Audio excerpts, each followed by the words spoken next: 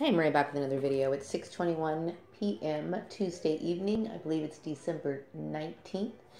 And I'm following up from the video that I posted just recently. This is part two. Unfortunately, my camera is not uploading this video. I'm referring to the camera on my phone, so I'm a little frustrated with that.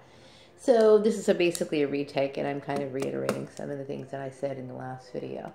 So anyway, as I was I'm going to pick up where I left off. It's not that I'm ungrateful about, people helping me find employment. It's just that the positions that I was placed in were below my skill level. And, it makes me wonder, the motive of a person who would put me in a situation like that when it's not for my best interest. I've always been the kind of person who's been very picky about what kind of work I do. Since I was younger, I've worked several different jobs. I worked, in restaurants. I've worked, in a convalescent hospital. I worked for an insurance company. I've done all kinds of stuff, okay? And I will tell you that, the only thing I really enjoyed doing was working in accounting and being behind that computer. Now, some people would say, well, you have a personality that's different. You need to be doing this, and this. But when people are thinking and making those decisions for you, they're not you. They don't know who you are, what you're feeling inside, what's comfortable for you. And that's what's comfortable for me. And that's what I like. I don't care for anything else. And once I started doing that, I didn't want to do anything else. It's just something that I feel comfortable doing for a living. I also feel like it was a form. It's obviously the reason why it's illegal is because it deprives people of their basic human rights. I was thinking about some of the gossip that was going on, while I was at these different jobs, and all the gossip was completely unwarranted. I mean, it was creating a hostile environment based on things I didn't understand. I think I understand kind of, what they were talking about now, after all of this has been going on. I still don't fully know all of it because I know when people start gossiping, they throw in a bunch of stuff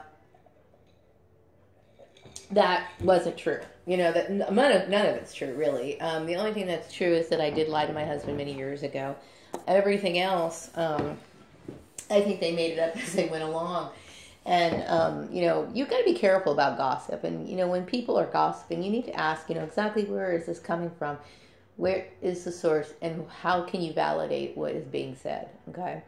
So obviously you have a bunch of people holding things against you that you don't know anything about. I was very confused and completely frustrated. And very terrified. I mean, especially when, I was trying to look for work and I was going to different locations and this whole issue was following me. So, as time went on, I'm starting to connect the dots, okay? I must be some sort of Facebook celebrity from back in 2008. And I think a lot of people are. I mean, this is one of the ways that people can easily track you. Went on and back in 2008, I really don't know. I know that a few years after following up, I would go on Facebook and some of the people that I knew were acting kind of strange.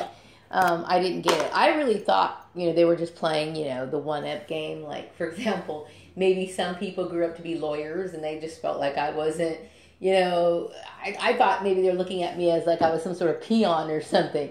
I didn't realize exactly what the whole situation was. And I still don't fully understand it. I do know that I contacted Steve Lyles back in 2008. I didn't hear anything from him, so I never looked at his page from that point on. Now, like I said, I am looking at his page recently, but other than that, I don't know. I do also know that someone tampered with my Facebook account as I got a notification, that old Facebook account I'm referring to.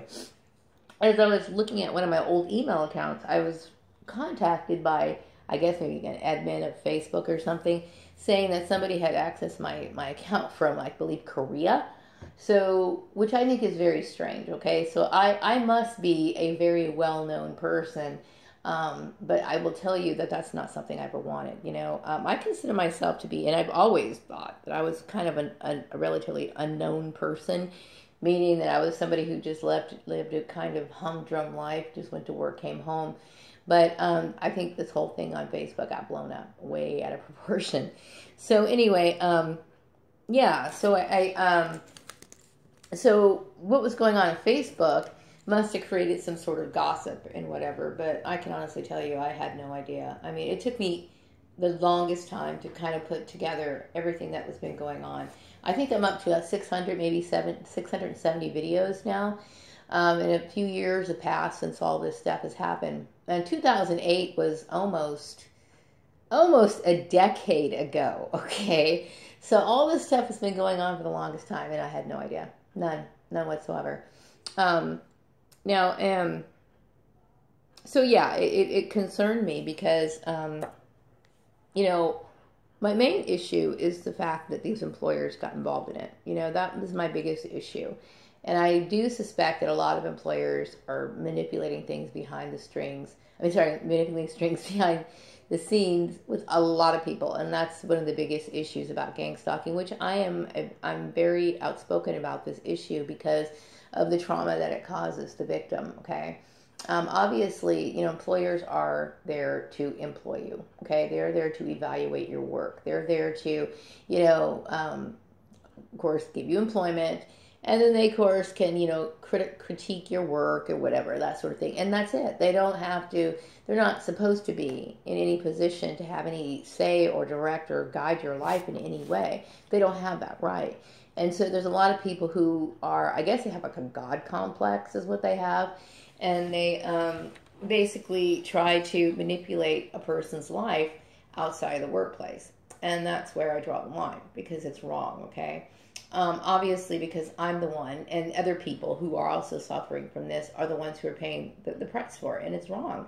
I left on good terms, I would say, back in Chatsworth, as well as with the farmer's place. And then at the last job that I left, I think I left on good terms. I mean, I trained the girl who took my place, and, and I was being very accommodating to it. But I don't feel as though I was receiving the same consideration. I don't believe I was.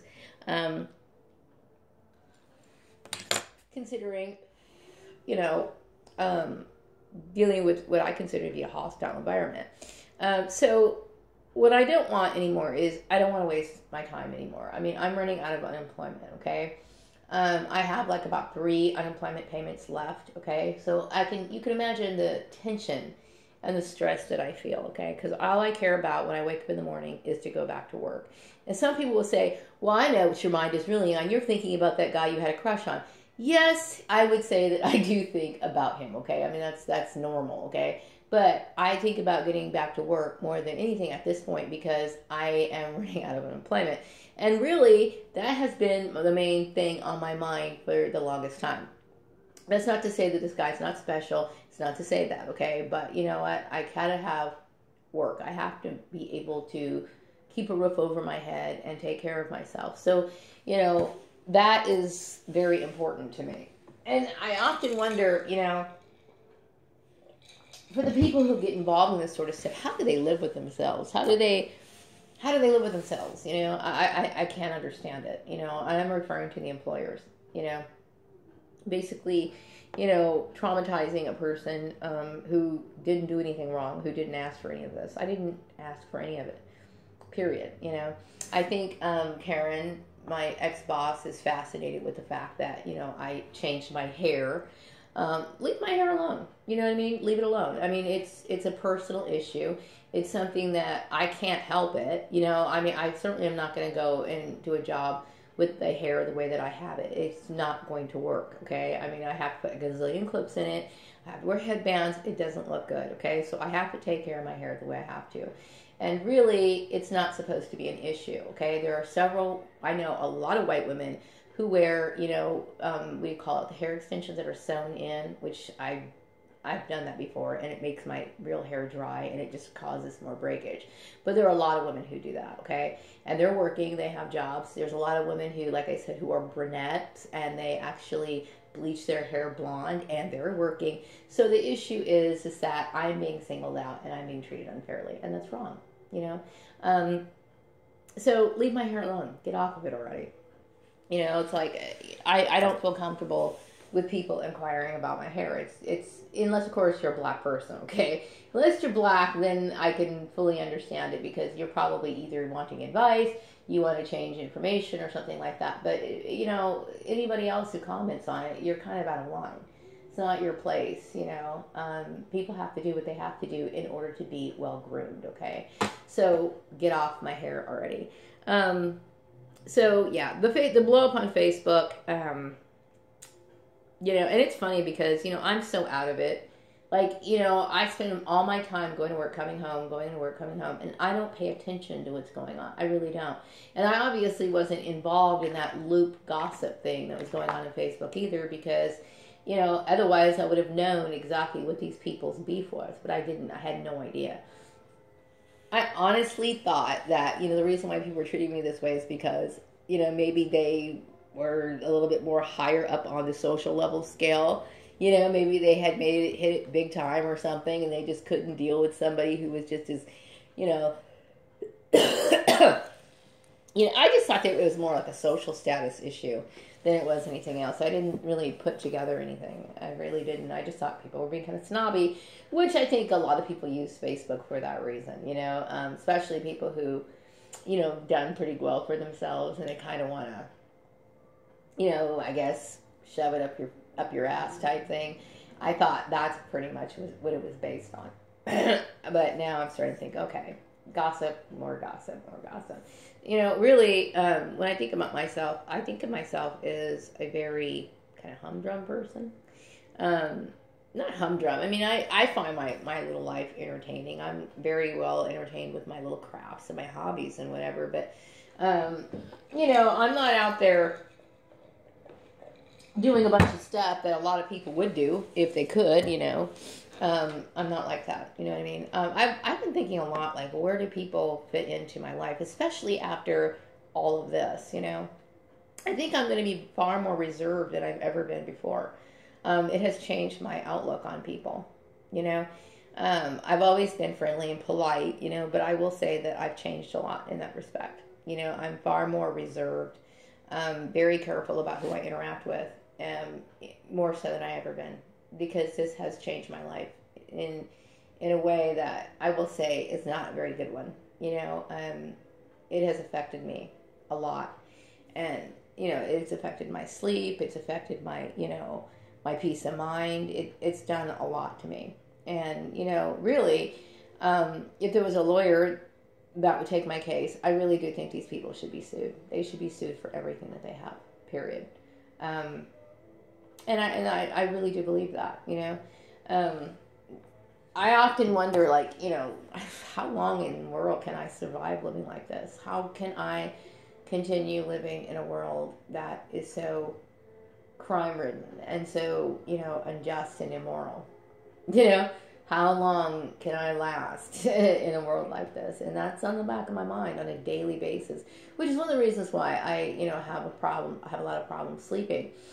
You know, and yes, of course, I do think about the cute guy, but like I said, you know, from day one, before I even realized that he even had anything to do with this, or at least I believe he has something to do with this, my issue is to get back to work. I want to settle. I'm tired of the runaround. I'm sick and tired of having all these frustrations and all of this. You know, I should be able to have a job, pay my bills on time, follow up with the IRS, which I know that somebody paid one of my bills, okay, which is great, okay, but I want to make sure I'm done with the IRS.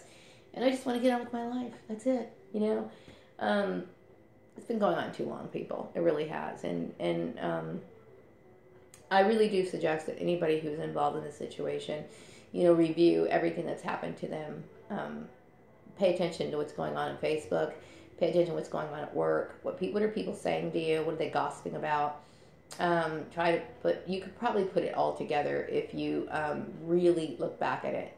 Sadly, I think it took me a very long time to figure it out. I mean, a very long time. But anyway, I'm going to wrap up this video, and I am going to jump in the shower, and I'll be back with another one tomorrow. Have a great day.